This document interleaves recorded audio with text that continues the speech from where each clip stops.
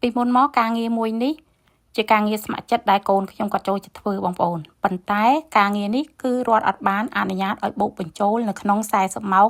ដែលវិទ្យាល័យកំណត់នោះទេអញ្ចឹងនៅពេលដែលកូនប្រុសខ្ញុំគាត់ចង់ធ្វើការគ្រប់40ម៉ោងតាមអ្វីដែលសាលារៀននៅវិទ្យាល័យបានកំណត់អញ្ចឹងគាត់ត្រូវទៅធ្វើការនៅកន្លែងផ្សេងធ្វើការស្ម័គ្រចិត្តដូចជានៅតាមបណ្ណាល័យសារមន្ទីរឬក៏កម្មវិធីអីផ្សេងៗដែលគេរៀបចំហើយគេមានកំណត់ម៉ោងឲ្យឬក៏ការងារណាផ្សេងដែលគេអនុញ្ញាតឲ្យបូកបញ្ចូលទៅក្នុង40ម៉ោង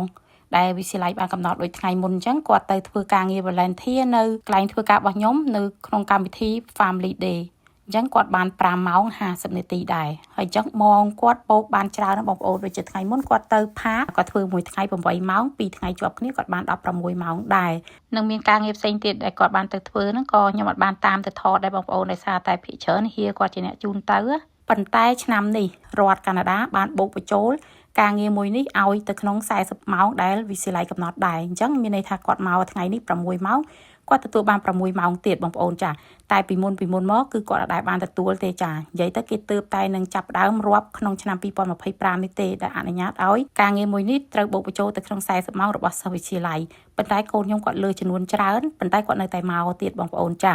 ហើយចំណែកកូនពៅរបស់ខ្ញុំគាត់អត់បានទទួលម៉ោងដែលបូកបញ្ចូលនេះទេដោយសារតែគាត់នៅថ្នាក់បឋមឡើយបងប្អូនចាព្រោះវិទ្យាល័យគេគិតចាប់ពីថ្នាក់ទី9រហូតដល់ថ្នាក់ទី12អញ្ចឹងកូនពៅរបស់ខ្ញុំគាត់ទើបតែថ្នាក់ទី8ទេអញ្ចឹងមានន័យថាគាត់មកធ្វើការងារស្ម័គ្រចិត្តមួយនេះគាត់អត់បានទទួល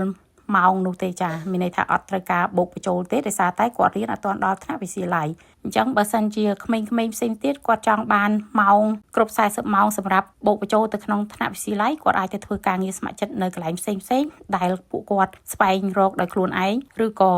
គ្រូគេប្រាប់អញ្ចឹងណាបងប្អូនដោយសារក្មេងនៅទីនេះគាត់ដឹងហើយថាការងារមួយណាដែលគាត់អាចទៅធ្វើការងារស្ម័គ្រចិត្តបានហើយម៉ោងគាត់អាចកំណត់ខ្លួនគាត់ជ្រើសរើសការងារមួយគាត់ចង់បានប្រហែលម៉ោងក៏បានដែរនៅរយៈពេលដែលគាត់ធ្វើការមួយថ្ងៃអញ្ចឹងណាបងប្អូន